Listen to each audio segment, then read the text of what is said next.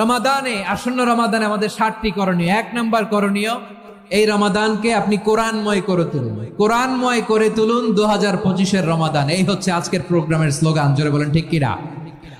আমার প্রিয় ভাইরা, ধীরস্থির ভাবে কোরআন তেলাওয়াত করুন, তাড়াহুড়ো করে নয়। রমাদানের 1 খতম দেওয়ার একটা সহজ পদ্ধতি হচ্ছে রমাদানের প্রতি নামাজের পরে 4 পৃষ্ঠা, তাহলে 5 ওয়াক্তে 4 পাঁচা 20 পৃষ্ঠা, হেফজে কোরআন গুলো 20 পৃষ্ঠা 1 পারা, এভাবে 30 দিনে আপনার 1 খতম হয়ে যাবে। আমরা যেন তার তিলের সাথে বিশুদ্ধভাবে কোরআন তেলাওয়াত করতে পারি, আল্লাহ তৌফিক দান করুক। পড়ে না আমিন। 2 নাম্বার করণীয়, ধীরস্থির ভাবে তারাবির সালাত গুলো যেন আমরা আদায় করি। তাড়াহুড়ো করবেন না আল্লাহর ওয়াস্তে, তাড়াহুড়ো করবেন না, তাহলে কোরআন আমাদের জন্য বদদোয়া করবে। তাড়াহুড়ো করবেন তারাবির নামাজে। তারাবির নামাজ সালাতুত তারাবিহ মানে বিশ্রামের নামাজ, আর আমরা পড়ি সালাতুল কিতার, রেলগাড়ির মতো নামাজ। চিল্লায় বলেন ঠিক কি?